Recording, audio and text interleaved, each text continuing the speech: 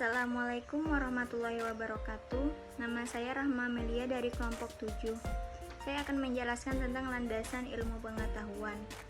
Kata ilmu berasal dari bahasa Arab ilm, a'lima ya'lamu ilm yang berarti pengetahuan al-ma'rifah. Kemudian berkembang menjadi pengetahuan tentang hakikat sesuatu yang dipahami secara mendalam. Dari asal kata ilm ini, selanjutnya diindonesiakan menjadi ilmu atau ilmu pengetahuan. Dalam perspektif Islam, ilmu merupakan pengetahuan mendalam, hasil usaha yang sungguh-sungguh ijtihad dari para ilmuwan muslim, ulama atau mujtahid atas persoalan-persoalan duniawi dan ukrawi dengan bersumber kepada wahyu Allah. Al-Quran dan Al-Hadis merupakan wahyu Allah yang berfungsi sebagai petunjuk hudan bagi manusia. Termasuk dalam hal ini adalah petunjuk tentang ilmu dan aktivitas ilmiah. Al-Quran memberikan perhatian yang sangat istimewa terhadap aktivitas ilmiah. Terbukti, ayat yang pertama kali turun berbunyi, "Bacalah dengan menyebut nama Tuhanmu yang telah menciptakan." Membaca dalam artinya yang luas merupakan aktivitas utama dalam kegiatan ilmiah. Di samping itu, kata ilmu yang telah menjadi bahasa Indonesia bukan sekedar berasal dari bahasa Arab, tetapi juga tercantum dalam Al-Quran. Selain kata ilmu, dalam Al-Quran juga banyak disebut ayat-ayat yang secara langsung atau tidak mengarah pada aktivitas ilmiah dan pengembangan ilmu, seperti perintah untuk berpikir, merenung, menalar, dan semacamnya. Di samping Al-Quran, dalam hadis Nabi banyak disebut tentang aktivitas ilmiah, keutamaan menuntut ilmu atau ilmuwan, dan etika dalam menuntut ilmu. Misalnya, hadis-hadis yang berbunyi, menuntut ilmu merupakan kewajiban setiap muslim dan muslimah. Hadis riwayat Bukhari Muslim. Barang siapa keluar rumah dalam rangka menuntut ilmu, malaikat akan melindungi dengan kedua sayapnya. Hadis riwayat Tirmidzi. Barang siapa keluar rumah dalam rangka menuntut ilmu, maka ia selalu dalam jalan Allah sampai ia kembali. Hadis riwayat Muslim. Assalamualaikum warahmatullahi wabarakatuh. Perkenalkan, nama saya Sumarni. Jadi saya di sini akan membahas tentang sumber, sarana, dan metode ilmu pengetahuan. Pembicaraan tentang sumber, sarana, dan metode ilmu pengetahuan dalam filsafat ilmu dikenal dengan epistemologi atau teori ilmu pengetahuan yang di dalamnya selalu membicarakan dua hal. Apa itu ilmu pengetahuan dan bagaimana cara memperoleh pengetahuan. Yang pertama terkait dengan teori dan isi ilmu, sedangkan yang kedua berkenaan dengan metodologi. Terkait dengan pertanyaan pertama, apa itu pengetahuan? Epistemologi Islam menjawab bahwa ilmu pengetahuan ilmiah adalah segala sesuatu yang bersumber dari alam fisik dan non-fisik. Menjadi jelas bahwa sumber pengetahuan dalam Islam adalah alam fisik yang bisa diindra dan alam metafisik yang tidak bisa diindra, seperti Tuhan, malaikat, alam kubur, dan alam akhirat. Alam fisik dan alam non-fisik sama bernilainya sebagai sumber ilmu pengetahuan dalam Islam. Hal ini sangat berbeda dengan epistemologi Barat yang hanya mengakui alam fisik sebagai sumber ilmu pengetahuan.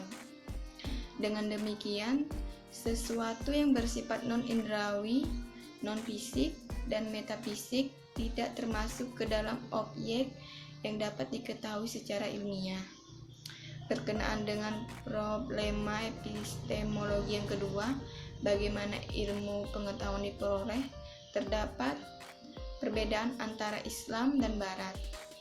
Dalam epistemologi Islam, ilmu pengetahuan bisa dicapai melalui 3 elemen. Yang pertama akal, yang kedua indera, dan hati. Ketiga elemen ini dalam praktiknya diterapkan dengan metode berbeda. Indera untuk metode observasi, akal untuk metode logis atau demonstratif, dan hati untuk metode intuitif. Dengan panca indera, manusia mampu menangkap objek-objek indrawi melalui observasi. Dengan menggunakan akal, manusia menangkap objek-objek spiritual. atau metafisik secara silogistik, yakni menarik kesimpulan tentang hal-hal yang tidak diketahui dari hal-hal yang telah diketahui. Dengan cara inilah akal manusia melalui refleksi dan penelitian terhadap alam semesta dapat mengetahui Tuhan dan hal-hal gaib lainnya. Terima kasih. Assalamualaikum warahmatullahi wabarakatuh. Nama saya Rosa Anggriani dari Prodi Manajemen. Di sini saya akan menjelaskan klasifikasi ilmu.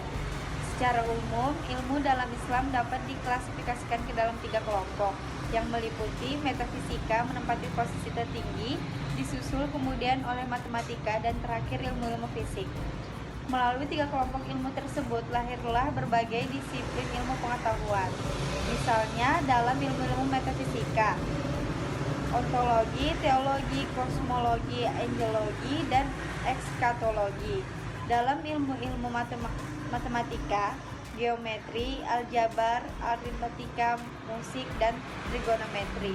Dan dalam ilmu-ilmu fisik terdapat fisika, kimia, geologi, geografi, astronomi, dan optika.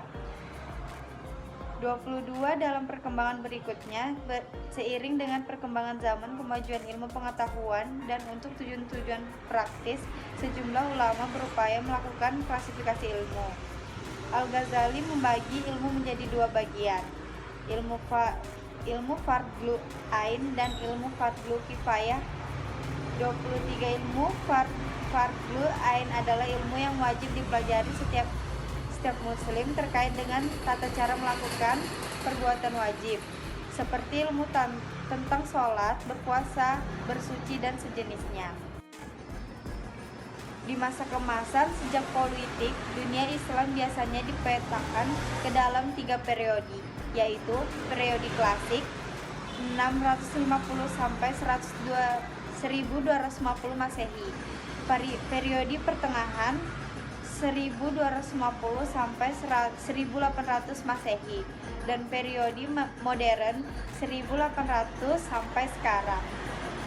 Dari ketiga periode tersebut, yang dikenal sebagai masa kemasan Islam adalah periode klasik, yang antara lain ditandai dengan etos keilmuan yang sangat tinggi, yang ditunjukkan dengan pesatnya perkembangan ilmu pengetahuan di berbagai bidang kehidupan.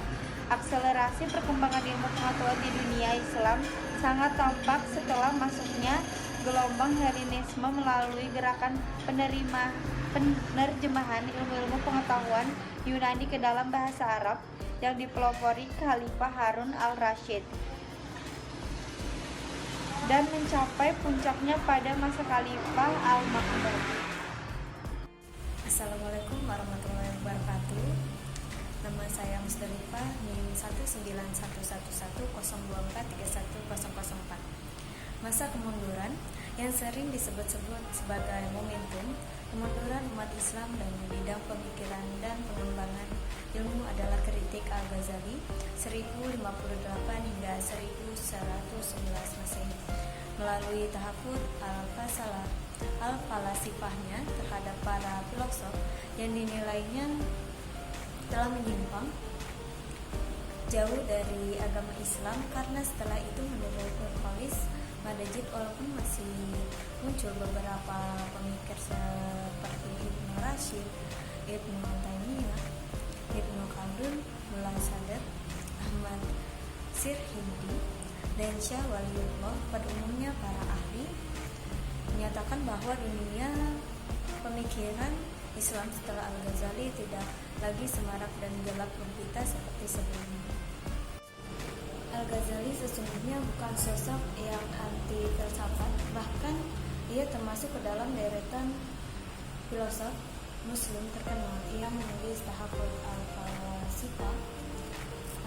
Kekacauan para filosof sebenarnya bertujuan untuk menghidupkan kembali kajian keagamaan yang menurutnya telah terjadi dan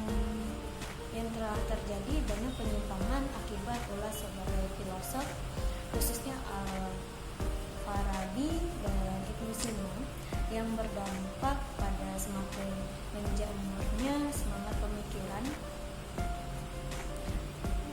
bebas yang membuat orang meninggalkan ibadah. Oleh karena itu, Dalam karyanya yang lain, ia menulis karya monumental yang diberi judul Ihya Ulum al-Din, menghidupkan kembali ilmu-ilmu agama, dan penyelesaian yang ditawarkan Al-Ghazali menurut Nur Khalid Nadeci begitu hebatnya sehingga memukau dunia intelektual Islam, membuatnya seolah-olah tertulis tak sadarkan diri.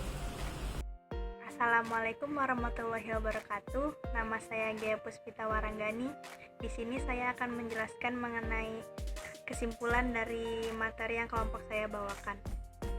Kesimpulannya adalah ilmu dalam Islam merupakan pengetahuan mendalam hasil usaha yang sungguh-sungguh dari para ilmuwan muslim atas persoalan-persoalan duniawi dan ukhrawi dengan berlandaskan kepada wahyu Allah Subhanahu wa Ta'ala.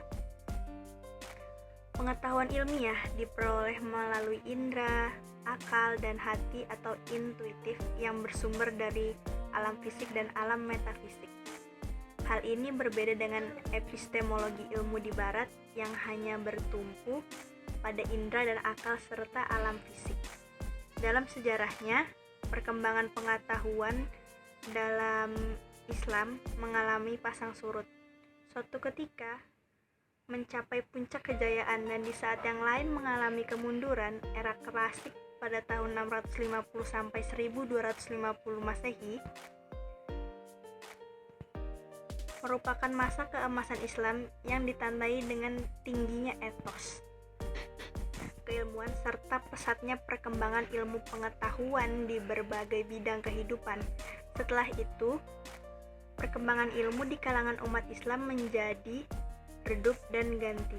Barat yang berada dalam garda terdepan dalam pengembangan ilmu.